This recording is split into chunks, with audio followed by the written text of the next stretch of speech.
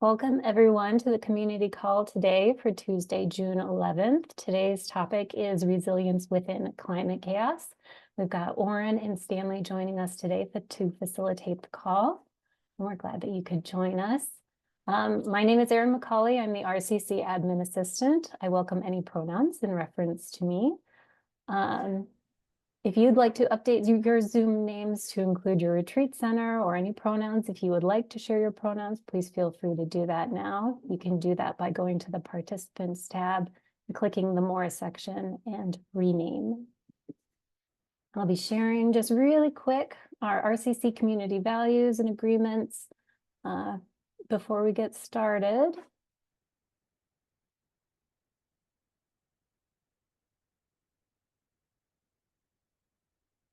I can find my shared screen. There we go. Okay. So RCC core values. I'll do just a short version here for the sake of time and post a link in the chat so that you can find out more about these later on if you would like to find out more. Our core values at RCC, the power of place and space, the interplay of inner and outer work, and a commitment to universal flourishing. And our community agreements, when we come on to the calls, we ask that you speak from your own experience.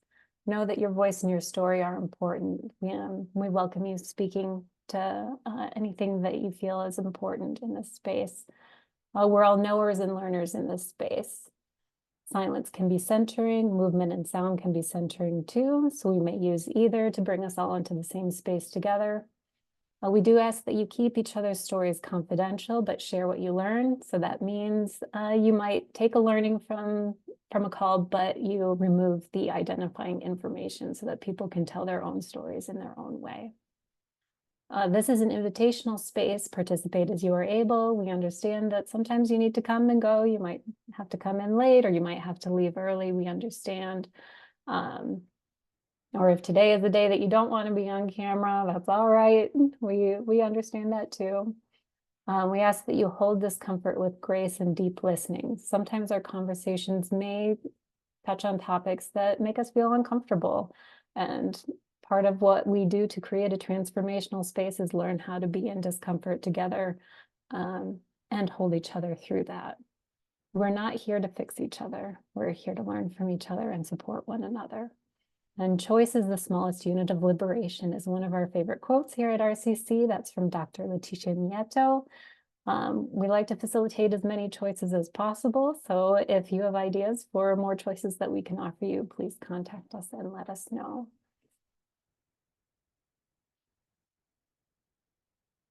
And with that, I'll pop some more informational links in the chat if you'd like to learn more about our core values and our community agreements. And I will turn it over to Oren and Stanley. Thank you for joining us to talk about resilience today.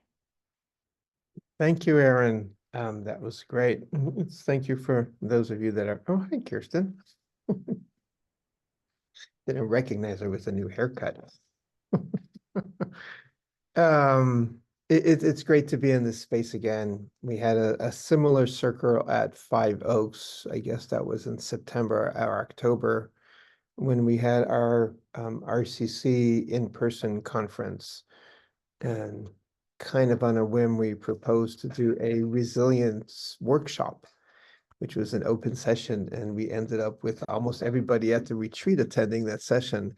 And it turns out that resilience is primary on the minds of retreat centers, and all the different manifestations of it, from one's personal resilience to how do I make my site survive a fire. So this has been a thread that has been woven with the Retreat Center Collaborative from even before it was called the Retreat Center Collaborative. So we started in 2018, and kind of like our own resilience and our organizational resilience and our site resilience and our community resilience, communities as in the locales in which our retreat centers are situated. But maybe before we dive in, we should do an introduction. And I think with that, maybe I'll turn it over to Stan. Are you going to do we're small enough group that we can actually do a generous introduction. But just thank you, everybody, for being here. And this thread of resilience is something that's emergent, and we expect to build on this to really have it become a core part of what RCC is doing. Thanks, Oren. It's nice to meet many of you. I think I've met some. My name is Stanley. I work at Commonweal. I've actually worked at Brighton Bush as well for about 5 years, equal time in both places. And I'm the director of the Resilience Project at Commonweal. So very much thinking of resilience in terms of our land-based organization. And Oren and I and Aaron have thought about a conversation for us to hold here today, and I can talk a little bit more about kind of how that is going to flow. But as always, we thought starting off with personal check-ins would be a way to go. I'm actually kind of excited that we're a smaller group today. I was concerned that the group was going to be very large, and I was concerned that it would be a little bit wily. But I think that having a smaller group is going to allow us to, I think, talk and share and learn more about what's most important for us in terms of what resilience looks like and where we would like to move towards. And I think that it'll be more meaningful. So I just wanted to say I'm really excited that we have a smaller group than what I was anticipating. So with that, we're thinking about opening up personal check-ins with a question that is, if you could give yourself one piece of advice about resilience, what would that be? Maybe one piece that you would give yourself, maybe something that you've heard, maybe something that's proven to be true over time. And resilience in this domain could be, a personal note, something that somebody told you, a piece of wisdom that you've gleaned through your teachings, perhaps something that you've discovered yourself. I imagine most of us here have gone through challenging times more than once or twice, and perhaps there's something that has helped us through those times that may be valuable to share with other folks. And since we're a small enough group, perhaps we can go popcorn style. We don't need to call on people. So I'll leave the floor open.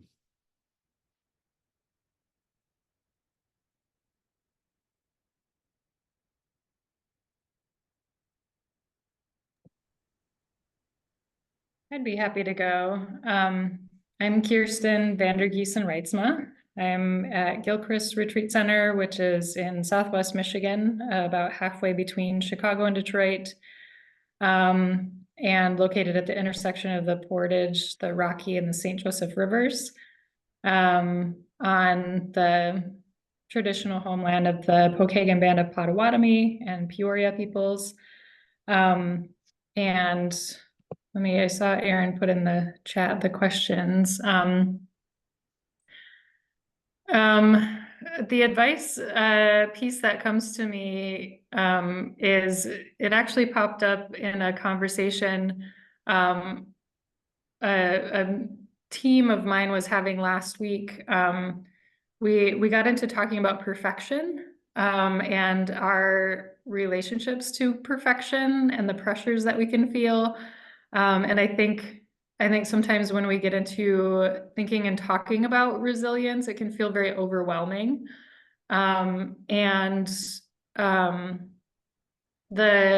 was coming to me was advice that a friend shared with me years ago, when we were talking about effort and giving ourselves grace. And what he said was, try softer.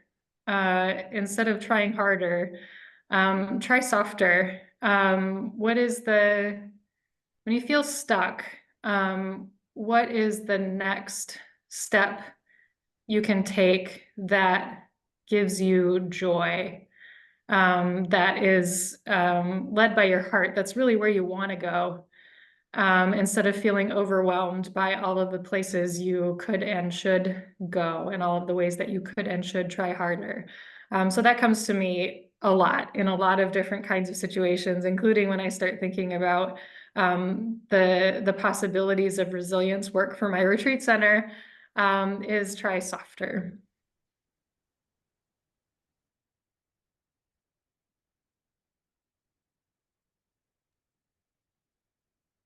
My name is Marisa, and I'm with Well of Mercy in Hamptonville, North Carolina. We are just north of Charlotte.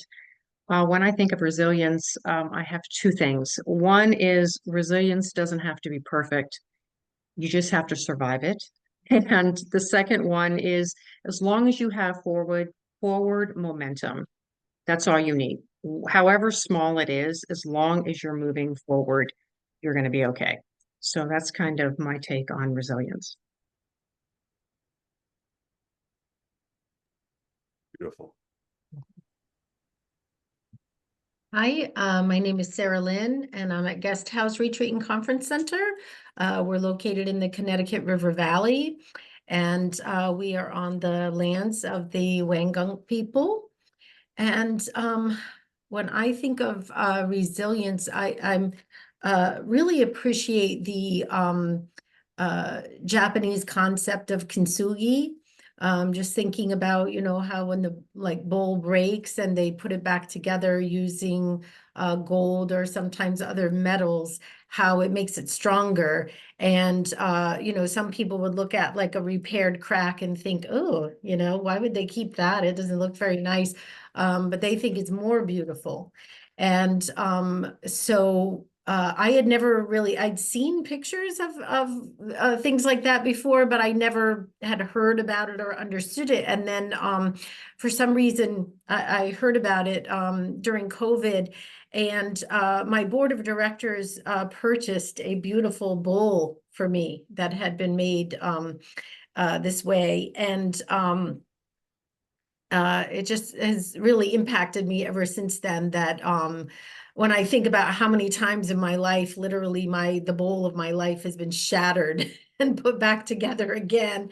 And it is really quite a beautiful mosaic.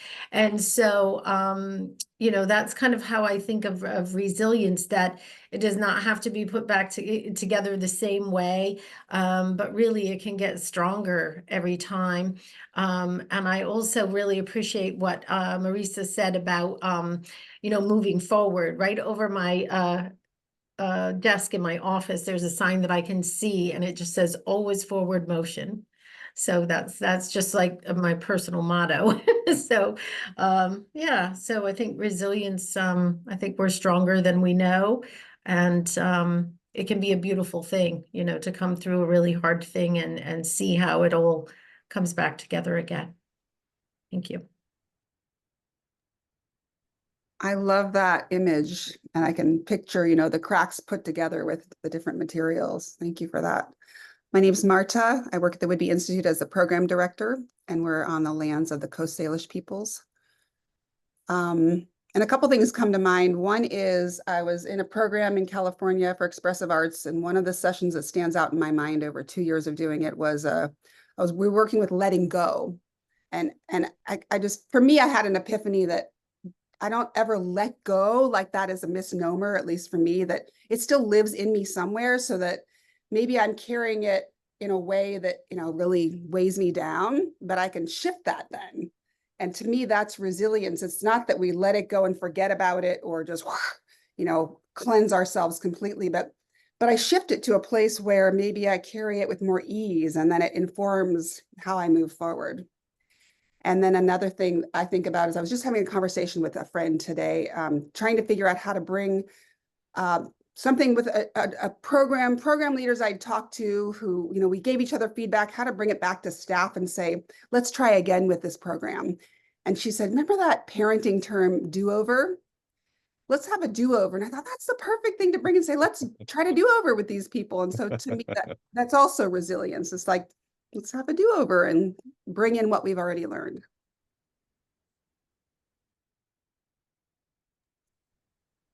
I can go next and kind of introduce myself. I'm Oren. I'm with Commonweal. We're an organization that has a retreat center about an hour north of San Francisco in Point Reyes National Seashore, right above the cliffs over the Pacific. And I would say with resilience, I love a lot of the stories and the images that just emerge. But I would say it's like one step at a time and do it in a way that no one can stop you. That it's there's a lot there. It's kind of an endless journey. It's a journey of life, but it's one step at a time.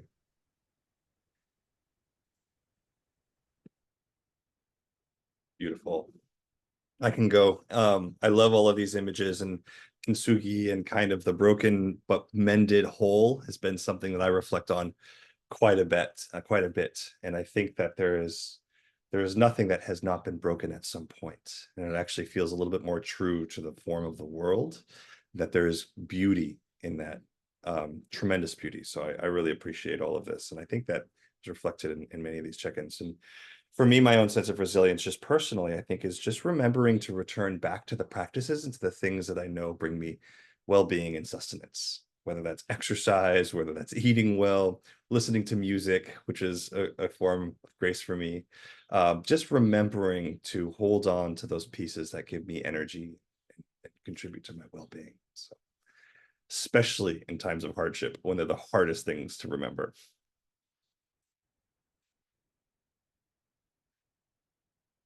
And Erin, I hope you're going to participate in this activity as well, and not just an observer in all of Yes, this. I am. Wonderful. You might notice me clacking away frantically in the background as I take notes. I'm loving all of these contributions and internalizing many things for myself as well. Yeah, I think the image that's coming to mind for me for resilience. We have someone joining us here. Oh, and I'll do another quick introduction too as well. Yeah, my name's Erin McCauley. I work with RCC as the admin assistant, and I'm located in mid-Michigan. But the image that comes to mind for me for resilience is I'm thinking of all of these. I love trees, and I'm thinking of all of these beautiful trees that I've loved, that many of them have been broken or twisted or have fallen and continued to grow. And there's this sense of, or like those old redwoods that fall over and then more redwoods spring up along the trunks in a straight line. And that sense of life just finding its way and following the light. And like you said, Stanley, following the energy and the joy and going with that. That's what I'm holding in my mind. Welcome, Nicola. Glad you could join us. We're just doing brief introductions. Would you like to introduce yourself?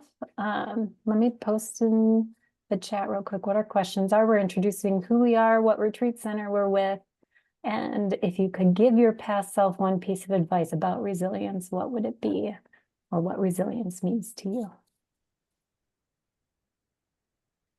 Sure. Yeah. Hi, everyone. I'm Nicola, and I use she and they pronouns. I'm with Kirkridge Retreat and Study Center in Eastern Pennsylvania. And I was just coming on, Erin, as you were talking about the trees, and we have here on the property a couple of apple trees that are completely hollow on the inside, and yet are continuing to leaf out and produce fruit. And at a retreat 2 weeks ago, we had someone here who brought with her a picture of herself inside one of those hollow apple trees 20 years ago. So we know that that one has been hollow for at least 20 years and somehow has found a way to continue to grow and fruit. So that's an image that I definitely am holding on to, I think. Thanks for this call. Beautiful, beautiful. Welcome. So I just want to give a quick overview of our conversation here today. This is really not kind of a one-way directional kind of presentation on what I think or we think resilience is, but this is very much a question about what resilience means to you personally and what resilience means for you and your retreat center and your organization. And we at Commonweal have been going through a process of trying to ask ourselves these questions, not just in the climate of in the context of climate, but in the context of the polycrisis, right? The intersection of crises, kind of this moment, this profound moment of uncertainty. You know, I read a beautiful piece by Rebecca Solnit recently, and she said, everything is weird and everybody is wrecked. And it just stuck with me, from COVID, from, families and politics and isolation and technology and work. I think everybody is feeling it. And I have a sense that this will continue to accelerate, especially as we move into, say, the November elections in this country, in the United States, which is going to have, effects across the world, as the elections in Europe and in Latin America, accelerate, as diversity, I'm sorry, not diversity, but as like kind of diverse political factions, as, rhetoric heats up, as all of these things, plus climate, plus, natural disaster stressors to your retreats, plus a million other things that could happen. My sense is that this is a moment of profound uncertainty, and a moment for us to just kind of take a deep breath and to accept that, and to recognize that developing resilience to this moment of uncertainty is actually kind of urgent. Everything is a little bit weird and everybody is a little bit wrecked. How do we start thinking about what resilience means for us? How we start moving in this world where there's so much going on that seems inclement and challenging and taxing.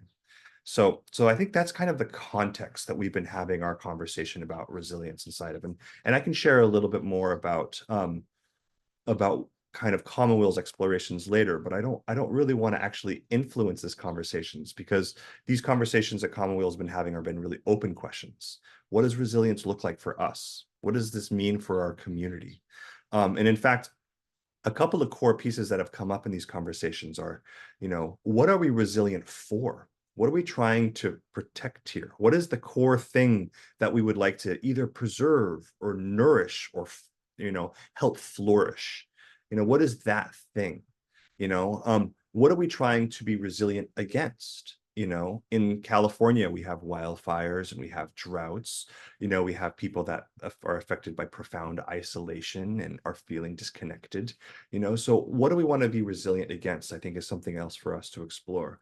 And then there's this thing about resilience against and responding to and all of that. But what kind of future do we want to help facilitate? What kind of vision for the world that we want to move into, I think, is another core part of resilience. So it's not just responding to, but it's helping to promote where we want to move towards. And I think that's a critical element for us to keep in mind, because, there has to be somewhere, something that we believe in, that we feel, that we want to promote, that is just, that is greed, that is good, that is beautiful, that is not just, so that the resilience conversation doesn't simply get mired down into kind of the doom and the gloom that's all over the news and in our world's everyday lives. So it's this balance, I feel like, between those two things. And it's also the balance between us personally, like who we are, and also like a balance with our organizations and the work that we're called to do in the communities that we all work in, especially as land-based organizations. So there's a bunch of different dimensions for what resilience is. And I think that beginning to get a little bit of a clearer sense of those questions, and we'll refine them and we'll ask some more specific questions as we move through this conversation, but beginning to kind of get a clear sense for you and yourself, I think, is a really important starting point for developing resilience. This could also be a conversation that you want to bring into your community and into your organization and the people that you work with as well. One of the things that we've been so delighted by is that we have a community of people with huge, vast experiences in so many different domains. People that mend clothing, who've been architects, who have been wildland firefighters, who lead, trainings on visual thinking strategies. And that wealth of experience and skills is what helps us to keep our peripheral vision wide and address and approach these questions of resilience. So we've found it actually been really invigorating for our community to engage in these conversations as well. So I want to start, I just wanted to put that out there for now. And the goal for ourselves here today is, well, one, we were going to break it out into breakout groups, but I think because we're such a like a more intimate group, I don't think we need to do that. I think we can actually stay here together in the whole here. And so I was imagining kind of 2 rounds for us to respond to questions. And perhaps we could go around popcorn style as we had in the past.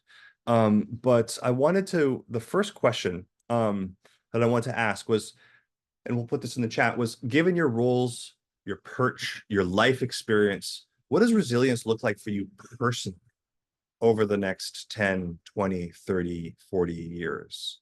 You know, not just what does it look like in terms of I have water and in batteries, but what is like, what are all those pieces of, you know, the circumstance of your life, you know, surrounded by, does that include a community around you?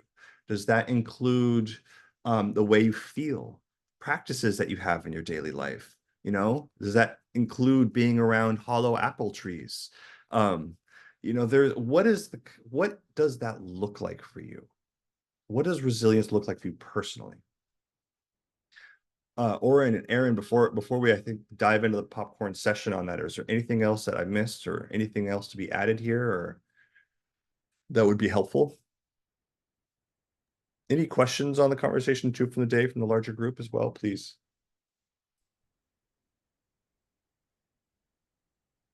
Yeah, it feels like a really great framing of the discussion and bringing in the complexities of it. I think those are questions that a lot of the community have had in the past, is what is resilience specifically? And it sounds like the answer is it can be many things. And we actually do want to have that in our mind, to have a look on, have our eyes open to the wider possibilities. It's great. Yeah. Thank you. And just to say too, this first kind of questions is going to be for us personally, and then we'll move kind of towards the organization. But I think it's important to bring our own selves into this conversation and, you know, remember that resilience is not an external system that lives independent of, you know, our beings and our hearts and our minds. But this is a part of like who we are in a way. And you know, this external resilience relies on a sense of internal resilience. So that's why we've decided to start there here today. And welcome any thoughts or reflections on this question.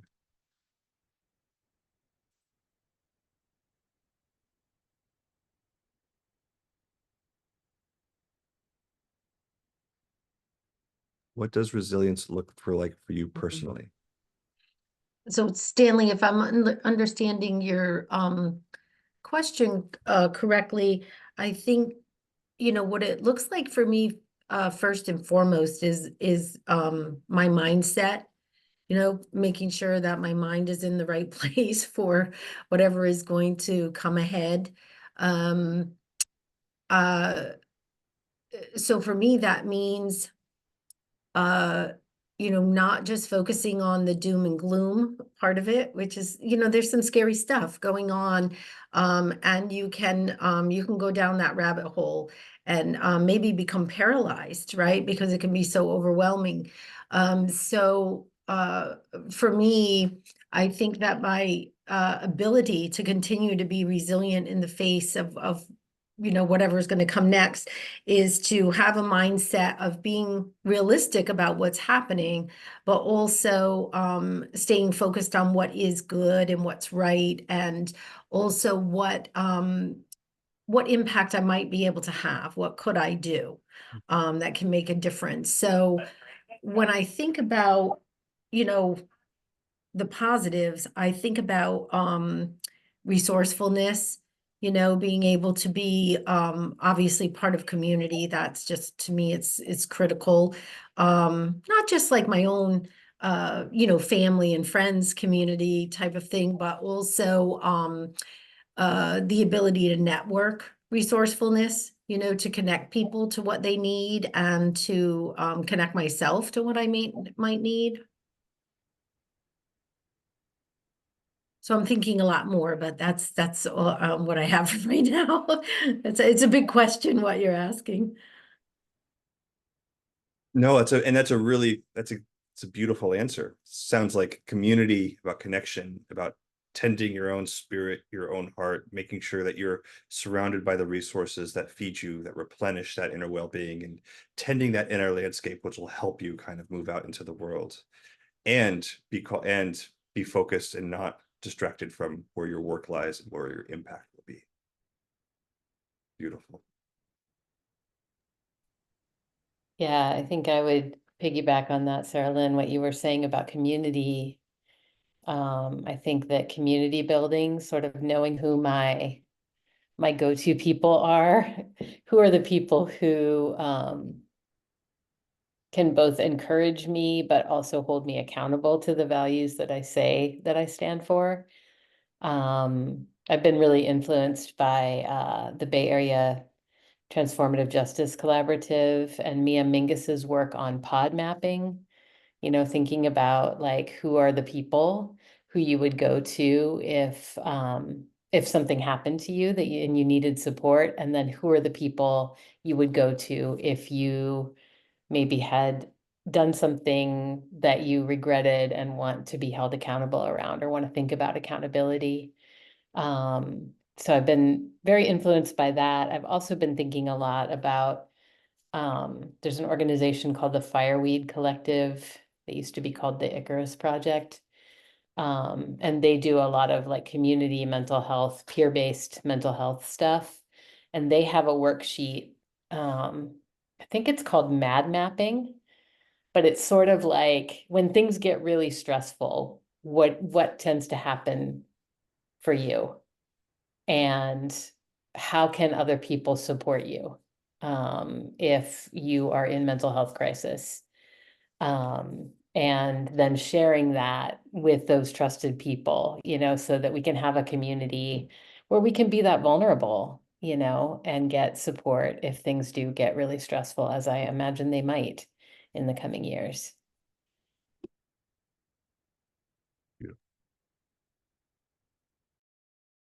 I'd like to piggyback on all of that. I do believe mindset is huge. I mean, in perspective, if you enter something where your mindset is not going to be good, it isn't going to be good.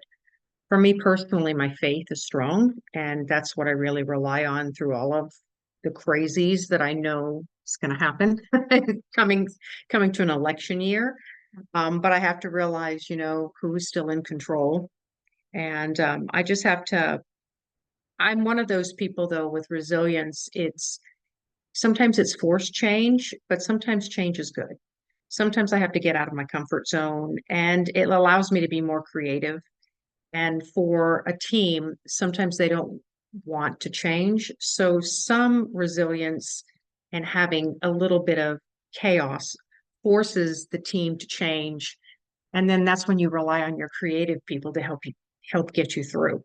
So, I mean, that's why I feel like, especially having a strong team with very diverse personalities can truly help your organization.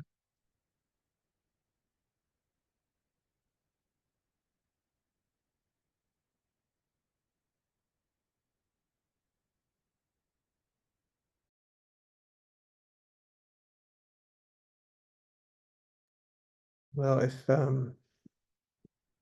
would say that being at Commonweal for the last 10 years, we do a lot of retreats for people with cancer, about 9 weeks a year. And there's a certain resilience that evolves in humans as they're facing a significant diagnosis like cancer. And I think part of my learning is that resilience is a form of healing. You often can't cure cancer. It's something that you live with, and even if you cure it, it's always on your mind. So if healing is kind of a movement towards a wholeness of living in the world as a complete being, even with cancer, resilience is what enables us to do that. So on some levels, resilience is really about healing. But what we learned with our work with cancer is that resilience is about community, is it about network, it's about consciousness, it's about ability to recognize what it is and not fall into despair. See the challenges and know that that's part of life, and you know, if you're Christian or Buddhist or Judaism, we all talk about how suffering is part of the human condition. And resilience is to be able to carry that and also look over the ocean and feel its beauty and look at your peers or your children or parents or friends and kind of bask in that love. Thank you. Yeah, I would piggyback off of that, Oren. I'm thinking of my friend group right now. I have a very large group of friends who we all live very non-traditional lives, you know, people who've not had partners, families, live different lifestyles than the mainstream, and we love each other to bits. And we have learned from a young age that to be resilient in a world where we're maybe not part of the mainstream is to be present for each other, to show up for each other, to take care of each other. And yeah, for me, that's a big part of it is if I'm say I'm going to be there, that I be there. So resilience for me is looking into the future and having that right relationship with my community. And if I say I'm going to do something, that I do it, that I be there. But I'm also learning that I am not very good at recognizing things to feed myself, take care of myself, and that actually showing up for others is also showing up for myself. So that's something that I hope going into the future I am better at, that I work harder at, that I learn that it is okay to say, actually, I can't show up for that because I need to take some time to take care of myself. And retreat center spaces are actually spaces where people can learn to do that and learn that it's okay. So it's part of the reason that this work means so much to me is we need spaces that tell us it's okay to draw those boundaries for a little bit and take care of ourselves and pay attention to the work we need to do for us too.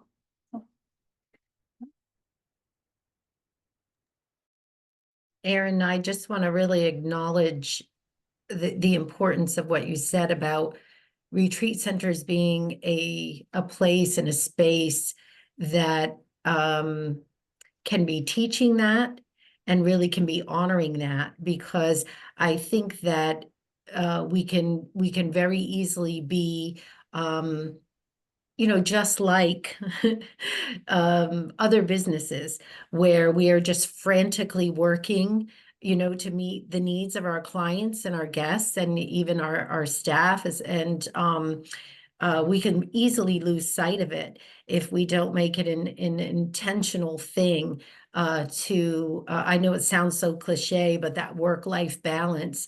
And you know, in our center, it's intentional and we absolutely insist upon it.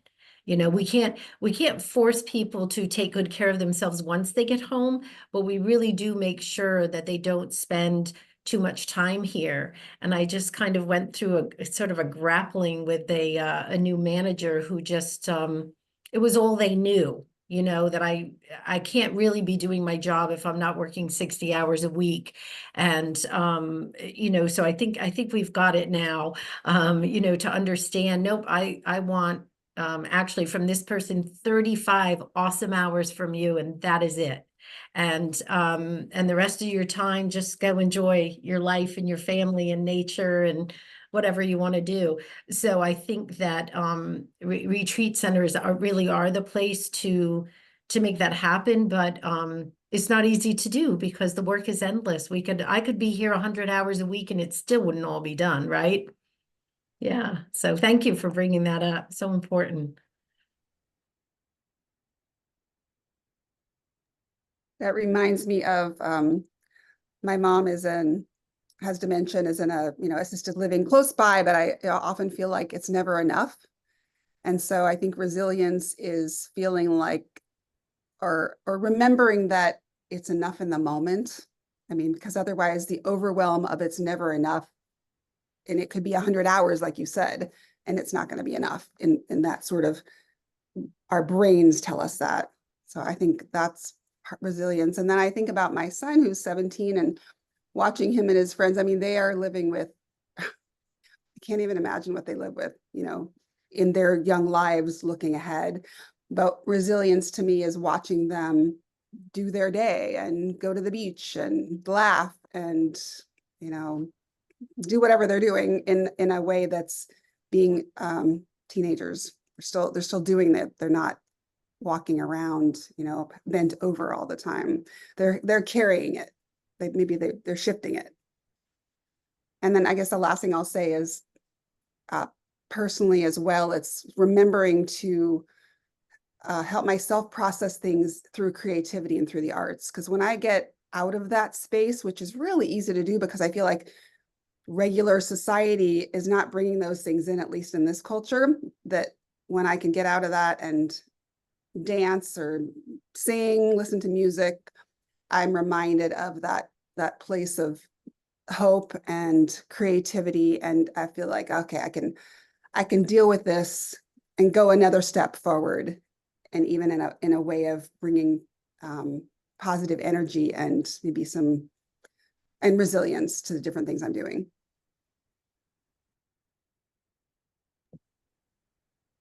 Yeah, thank you for bringing art and creativity in, Marta. I feel like I'm absorbing so much richness from everybody, and so much inspiration.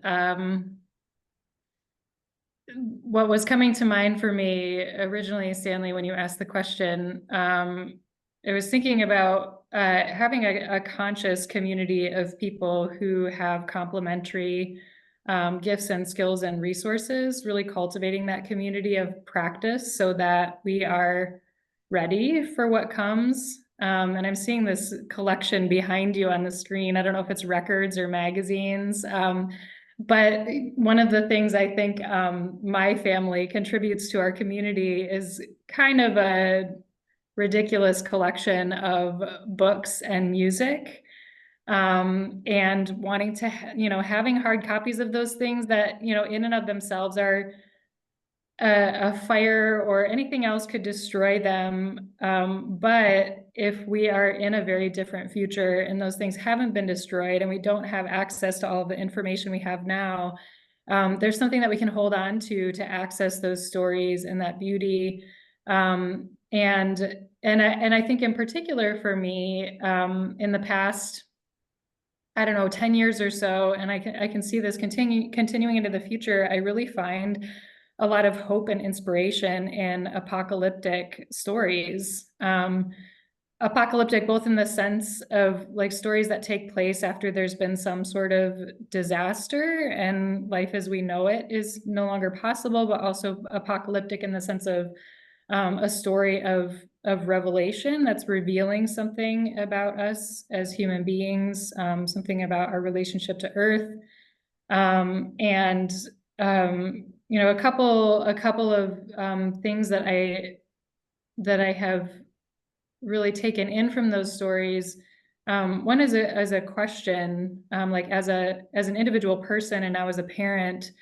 How do we become the sorts of people who have the capacity and the inclination to share, even in an atmosphere of extreme scarcity and risk to ourselves? That the culture of sharing and of love is more important than whatever the time frame is that we might be able to protect me and mine from destruction. And also, I feel like over the past few years, certain experiences have allowed me to have some sense of comfort that I don't understand with trusting the wisdom of Earth to figure it out if we're no longer here.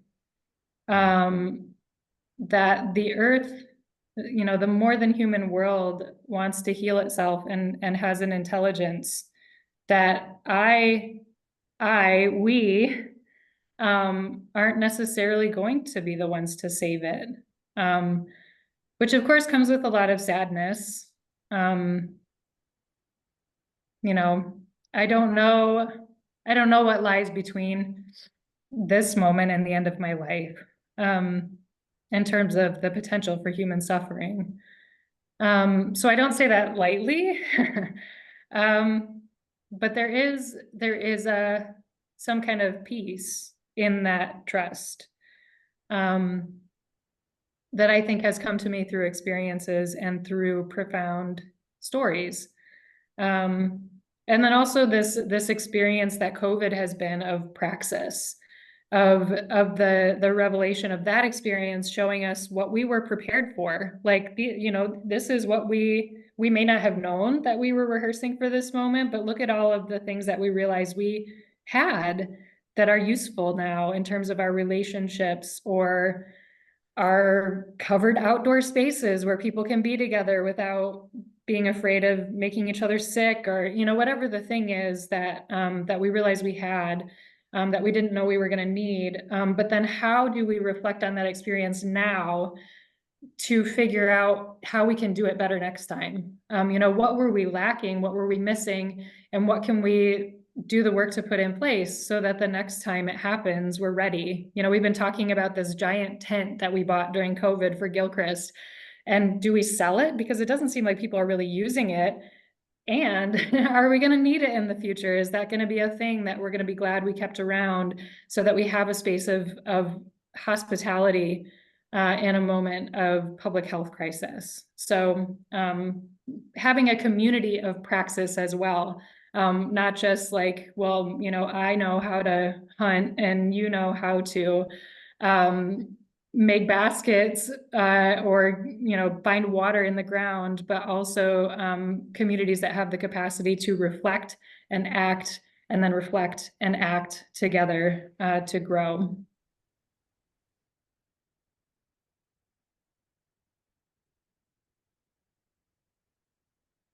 Beautiful.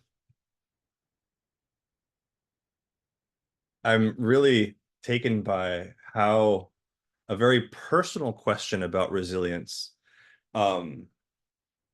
has turned into a conversation about community and connection and relationships.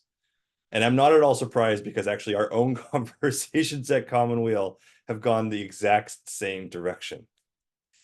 And I mean, there's so many more other layers here as well, but I sense that is a common thread here.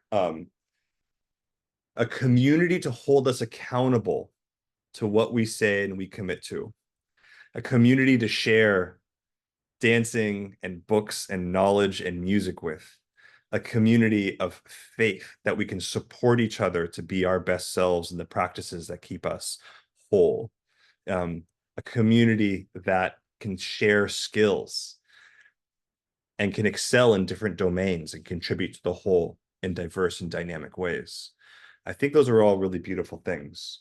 And I want to the reason why I'm putting a fine point on that is because when we as land-based organizations really accept the value of this, it means that a certain amount of time, a certain amount of focus, a certain amount of resources, and a certain amount of skill, I think we may want to apply to cultivating that community, to cultivating that kind of relationship. And I think that this is a wise group of people. And, I don't think that we need to belabor the importance of authentic partnerships, of partnerships that are grounded in real heart and real human connection, and not just kind of transactional relationships. I think we all kind of understand that. But how do we do that in a way where we can foster the resilience of ourselves and the retreat center through fostering our communities and the people around us? And I think that's actually a really interesting question. And Commonweal has thought a little bit about this. We have a few ideas, but I think before moving on to these next set of questions that we had laid out, I'm kind of curious to hear the reflections from this group. If this is such a strong element of resilience, what are some of the ways that we could start fostering these relationships and community, either now in simple, light ways, or maybe even in more kind of heavy, in resource intensive ways in the future, right? There are ways that we can do this now, but then there are ways that we can really intentionally move towards cultivating this over the next, say, 10 years. And I'm kind of curious, many of you may be doing this already. So I'm kind of curious if there's things that you're doing that are working well, or if there are things that seem wise that we could as collectively consider doing at our own retreats.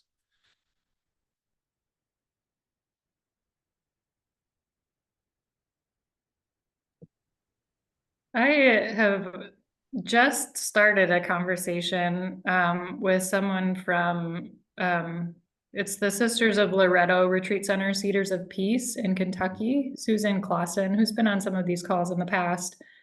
I'm really interested. I mean, in general, my question is, what can we do together that we can't do alone? And one of the things that I'm interested in is connecting with, just starting by connecting Gilchrist with a center that is further south from here, a few hundred miles, and thinking about moving tree species north in anticipation of a warming climate, especially food producing tree species. And that for me is just kind of the seed of an idea that I'm curious about in terms of just this one exchange. If that's all that happens, that's great. But are there more possibilities within our network where people could be connected in ways that consider a potential different climate in the future, to anticipate that now and start sharing the resources that we have.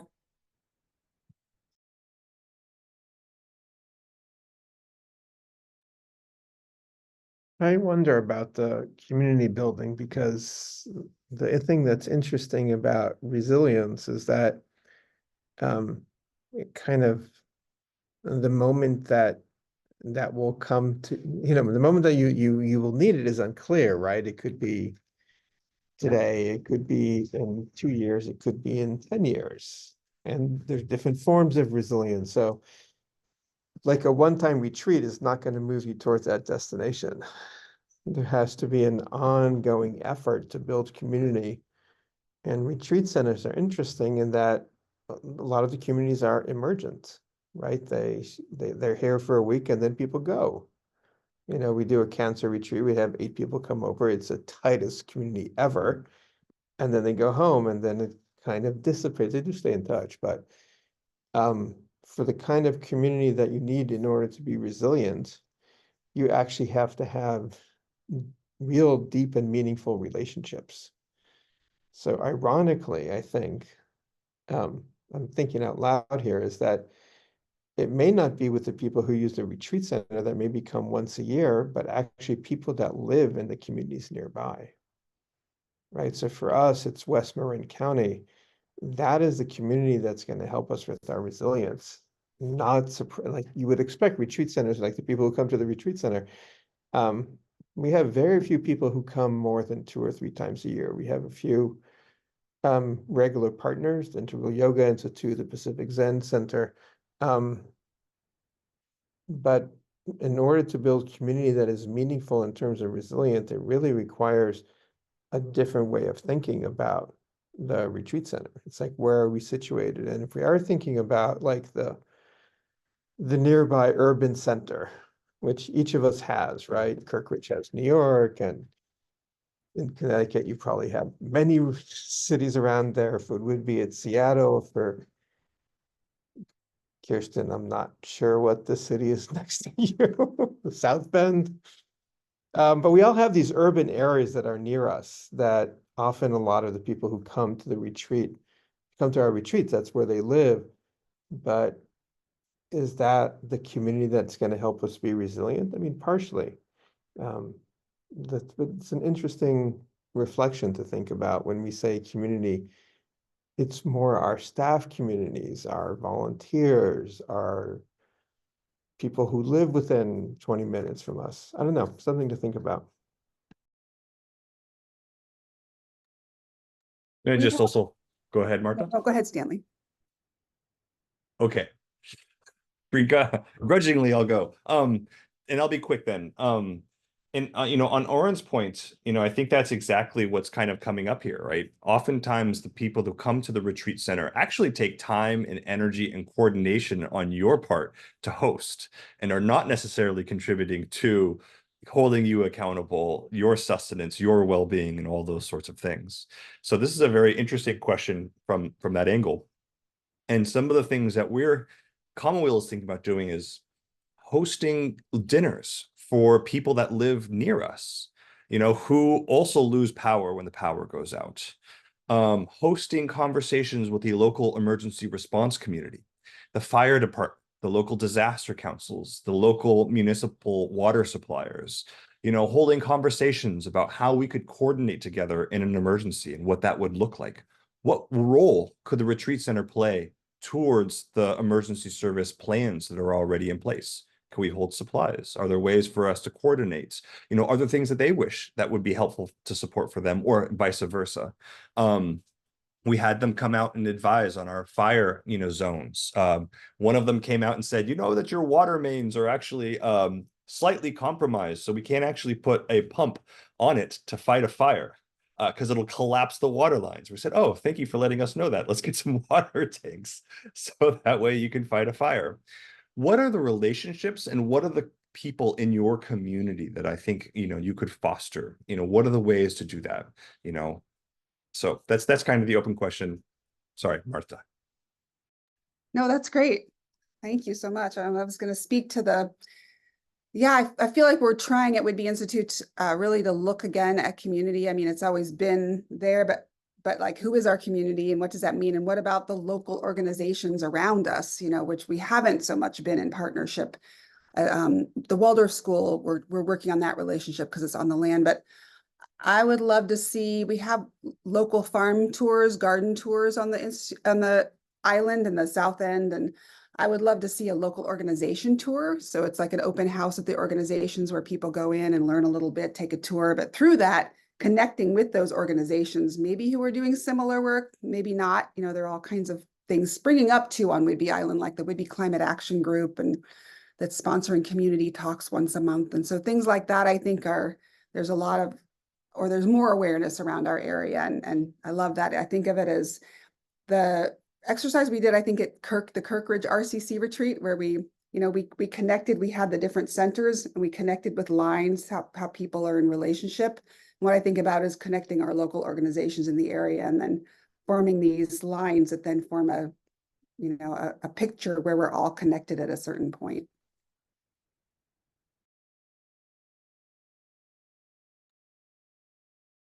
I actually like this conversation a lot because whenever I think of community, I think of the people who come to our retreats.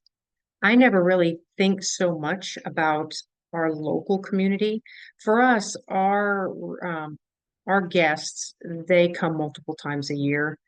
Some have come for, gosh, since we've been open in 97. But a lot of our guests are also donors. So they're involved in the life of Well in terms of sustaining the ministry and in making capital campaign donations. But I love the idea of really reaching out within our local community versus just the community of guests that we have. So that's actually something that we really need to think about.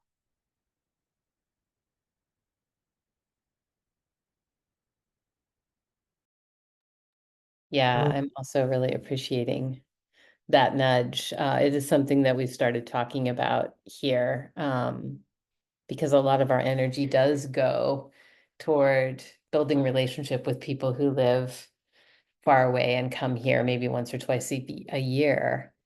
And there hasn't historically been a lot of energy put into building those local relationships. And, you know, even as we think about fossil fuels becoming obsolete, you know, the traveling long distances to go on retreat may not always be a thing. And so how can this land be of service to people who live more locally? I think is a really important question. We started kind of trying to get involved in local interfaith work. And it's, you know, it's challenging because I think retreat centers don't always share the same politics as the environments that we're in. And that's certainly true here in, you know, Bangor, Pennsylvania, which is deeply purple. But, you know, I like some of these really concrete ideas about emergency response and thinking about who also loses power at the same time, because that's a huge issue here. And how do we meet each other and strategize together about how to respond to that? Yeah, just really appreciating the conversation. Thank you. I mean, something to maybe take this a step further is that what I've been, as I've been kind of studying this resilience, I find that the steps that we take to building the resilience of our site and our community are often the steps that we take towards building our site and building our community. They're the same things, like getting to know your community, getting to think about food sources, getting to think about emergency response. They are exactly the same kind of thing that we talk about when we talk about like, what is the role of retreat centers?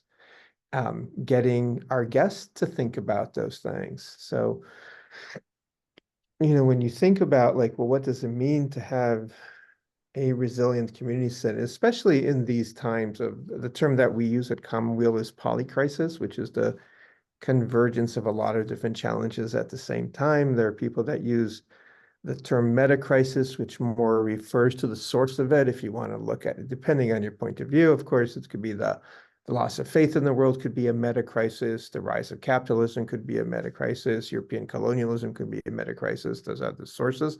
But the manifestation of it is kind of the same, right? The climate is changing. We have to think about new fruit trees. We have to think about fires in places that we never thought about fires. There is drought in places that have never had drought before. We're seeing changes in electoral politics that are a result of migration. The migration is often the result of climate. So when we think about what is it that we need to do, so for us, it's like putting in water tanks that both double as a source for firefighters. Fires are not new to us in California, right? And here in California, our forests actually grow because of fires. If there's not a fire, there won't be new pine trees. Pine tree seeds only come out when they burn. So it's built into the ecosystem. But human intervention has prevented good fire management practices. So we have these terrible fires that go on for days and cover thousands of acres. So we put in water tanks, which now when we think about it, it's like, you know what, push comes to shove, we have nothing to drink. We'll drink the water from the water tanks, even though we're there for fire emergency. So it's like starting to think about in pragmatic senses, what are the things that we can do? You know, things that retreat centers have that you don't have in the communities. You have a dining room and a kitchen. Right? Pearlstone did this during the pandemic. They just turned their retreat center into a place to provide food for the community. It's that simple. So like thinking about the ways in which resilience is built into our DNA, it's part of our mission of building community, which most retreat centers have. And there's pragmatic steps that we can take. And I think maybe what RCC can really think about is like, how can we think about that? Like the idea of putting in water tanks, at the beginning when Stan suggested it, I'm like, oh, I didn't know where do you put water tanks and how like you connect fire hydrants to water tanks? It's like there's all these little things that once you know them, it's like duh, like now I can tell you how to do it. It's easy. We practically did it ourselves. We had a contractor propose to do it for $100,000 and then it's actually just put the gravel in and push it down, then we'll be fine. So there are certain qualities of demystifying both the process of it and also the funding of it that would be worthwhile exploring, that I think RCC could take the lead on. I'd be curious to hear, like, if you have taken some steps, what is it you know, what are some things that you have done already in that realm? Or maybe it's the vice versa, like maybe there's things that you have done in terms of community building that now you can also say that's also building our resilience already.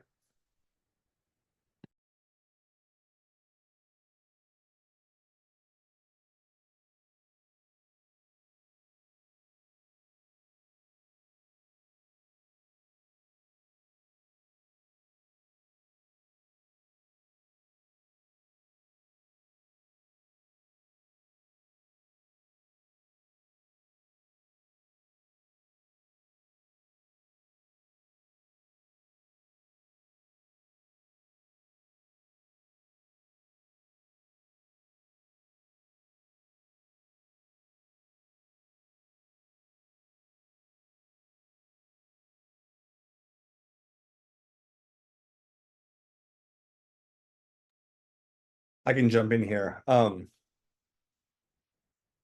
And I think actually it's an interesting question. And so much of our conversation here actually really reflects this. I love the idea of coordinating with local nonprofits and local organizations, drawing straighter lines to them and filling out a picture. So many nonprofits are going through similar things as we are in our neighborhood. How can we coordinate, work together, share resources? You know, that's a fascinating community to draw on. How can we do that with the funding ecosystem in our neighborhoods as well? What are the local community foundations? How are they engaging with the local community? Are we talking with them? Are we supporting their work? And in fact, one of our local foundations is hosting an executive director group with local nonprofits, and we're starting to talk to them about resilience as well. But it's also another way to create community with a group that's extended a little bit further out. We store Red Cross supplies. There is a program with the US branch of the Red Cross where if you have space, you could do a little bit of a trade-off where they drop a container and there's cots and blankets and food and water purifying things inside of there. And they're basically stored and deployed in times of an emergency. That's another fascinating kind of relationship that we hold. We also we have a ham radio system at Commonweal, and we have a ham radio operator who's licensed and who coordinates with the local emergency response community, and they can help run communications. You know, when the grid goes down, so do cell phone towers, so does the internet, and so do primary ways of communicating. So how can we help foster kind of communication? These are some of the ways that Commonweal is thinking about those resilience initiatives. And I'm also curious to hear from others. And it may be as simple as moving trees. I love that idea. How do we preserve the life that we have? And how do we promote it in the places where it's going to flourish the most? It's a beautiful idea. And actually, I'm writing that one down. So I would love to hear from the wisdom of this group on what you're doing on your resilience already.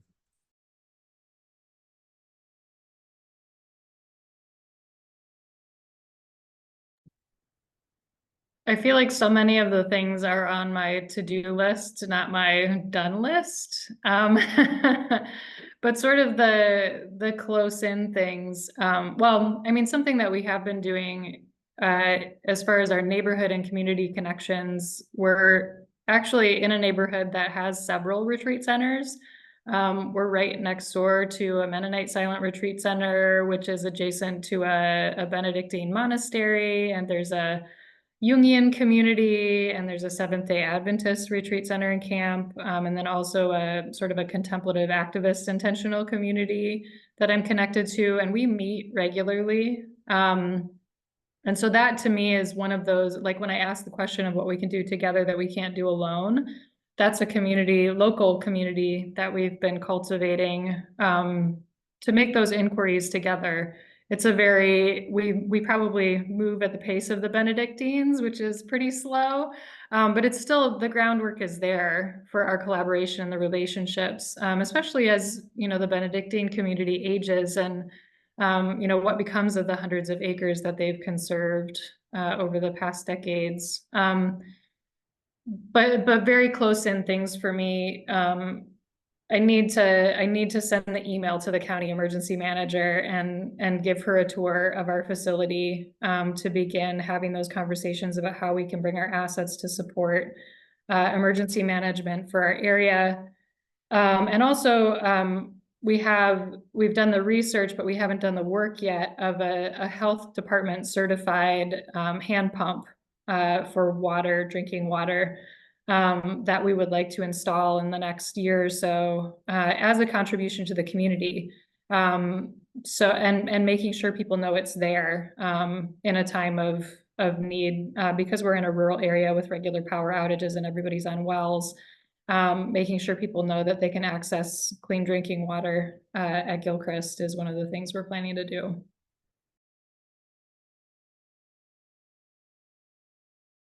Beautiful.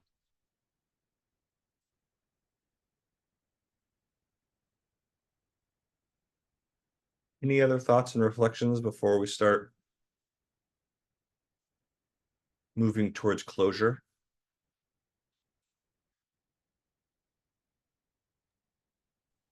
I need to go to get to work. I just want to say thank you so much, all of you, for this conversation, and I'll watch the rest of the recording. Wonderful. Marta. Be well. You too. Thank you. Yeah, I'd just like to say, at least as far as RCC is concerned, we've been getting a lot of interest and excitement coming up from our regional groups, which feels sort of like an extended local community, at least. I just had a conversation with someone this morning who's interested in a South Central regional group for RCC, and there's a lot of energy and enthusiasm for this idea of connecting with peer retreat centers that are local, just to start conversations and exploring ideas for how to support each other, because retreat center life can be so insular. There's a lot of value to opening up those relationships so that the view can become broader, and there's this sense of community support and not competition. I think that's exactly right. I think that this conversation amongst retreat centers and even this small group here is significant in that we are all in similar places, land-based organizations. We have similar spaces to offer convenings. We have spaces and resources to offer to our communities. All of us have never-ending to-do lists and work for nonprofits. All of us care about the interior landscape and the well-being of our internal selves and for the external environment.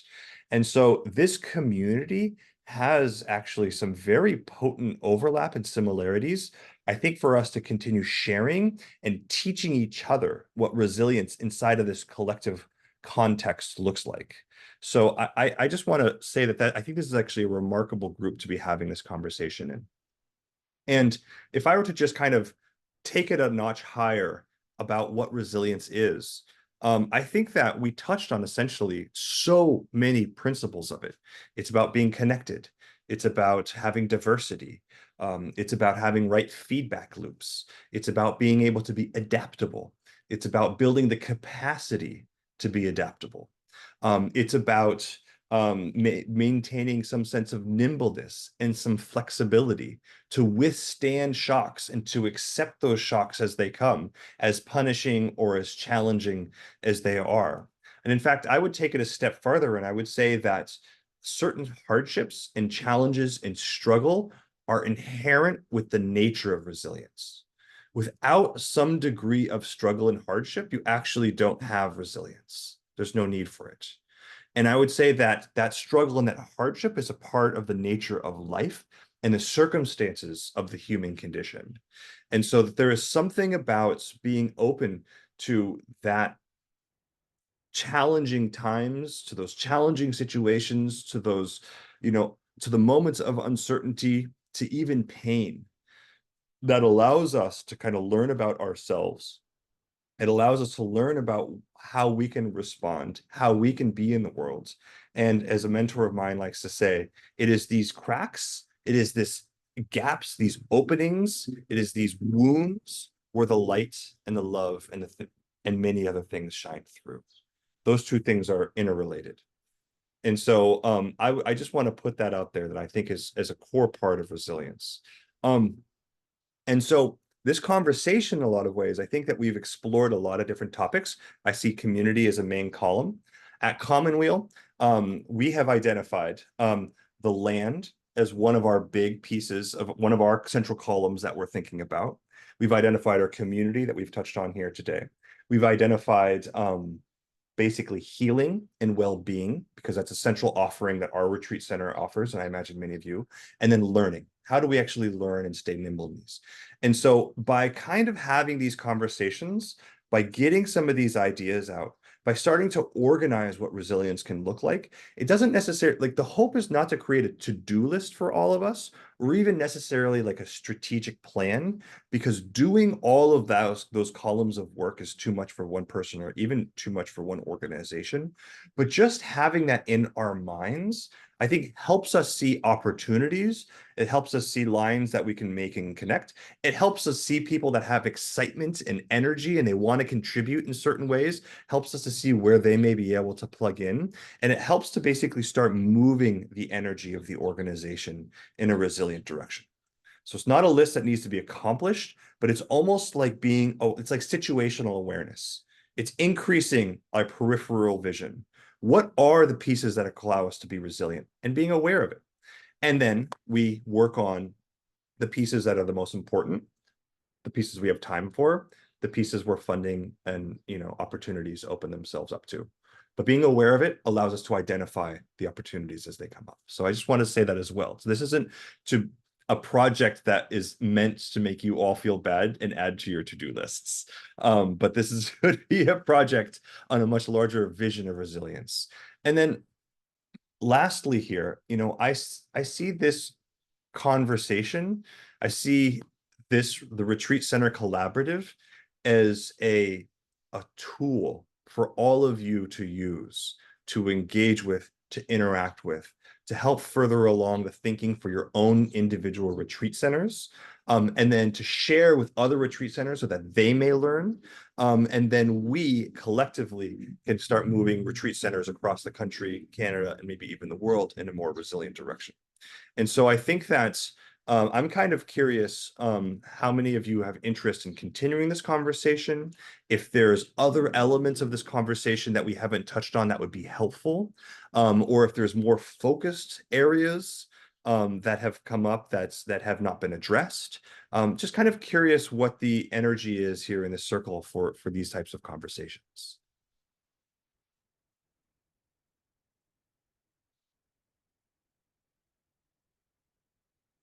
It may also very well be that the energy is, let's meet every month and a half with the retreat center conversations are scheduled and not add more to our Zoom list, which would be just fine as well. Sorry, Nicola. Yeah. I don't know how often I could show up for things, but I really have found this conversation so helpful. And, I started off talking about accountability, and I think that having some regular touching base around resiliency would be helpful to us at Kirkridge, just to be able to say, oh, we have taken these steps or we haven't done anything, I think it could be very helpful to have some accountability with you all. I like the idea of some continued conversation around it, and that perhaps people in this group would be able to share that with some of the regional level groups if they were interested.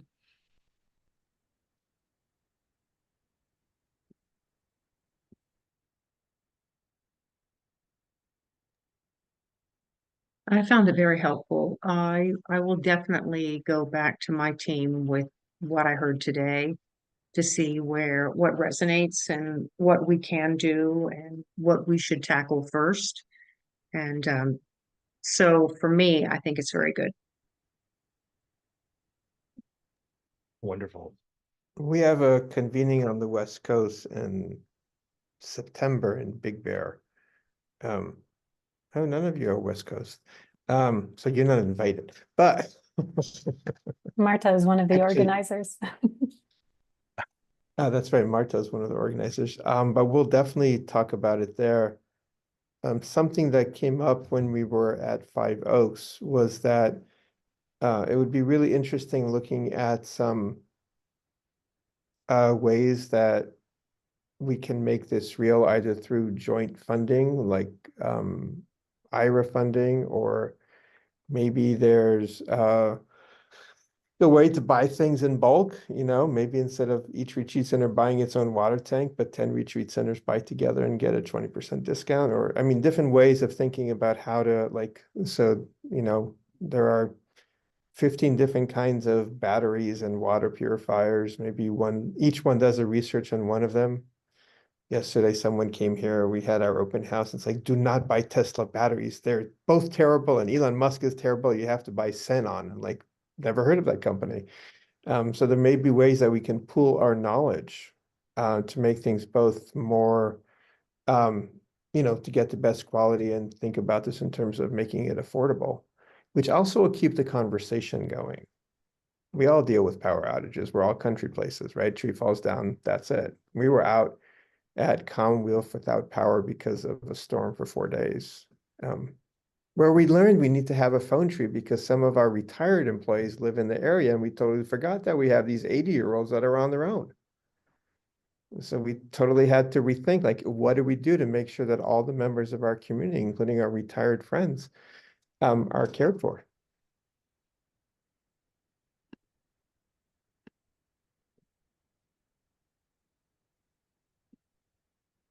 One of the things that we're going to do is actually get a radio system, and we're going to put handheld radios in each of the 80-year-old plus other people's homes.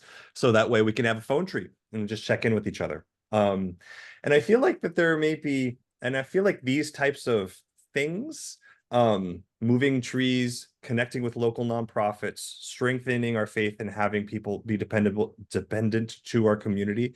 These are things that I feel like I've learned from these conversations and from this circle. And so I'm glad there's appetite to continue this conversation. I think that we'll certainly follow up with it. But before we leave, I wanted to mention for all of you 2 things. One, we've found that our staff and our very local community has really appreciated these types of conversations when we've hosted it with them. Oftentimes people are thinking about resilience, right? They struggle when the power goes out, concerned about what to do when when the water shuts off, when there's wildfires. And so just being able to kind of put this resilience thinking into the room has a really nice bonding effect, but also has an ability for the organization to learn from staff and from the immense skill set around you, and starts to create that community that's thinking about this stuff. So that's one thing that is pretty light touch and easy to do, but we found that those conversations are really valuable. But on a personal note, I hope that when we leave this conversation, that we can hold on to some of these original thoughts that came up about what contributes to our own internal resilience. How do we keep the practices that keep us whole, that keep us healthy, that keep us fit, that keep us committed to our practices, and allow us to be better members in our community? I think that in the beginning we listed off a set of things that all sounded really beautiful, and I probably listed things off that I also don't do but would like to do. So how do we remember those things and to be able to tend our own inner landscape? I think that's also the very big takeaway for me, and I wouldn't want us to leave this meeting without just returning to the fact that every person in this room has to tend and be careful with your energy, in your spirit, in your heart, in your hands, because we all have limited bandwidths. So.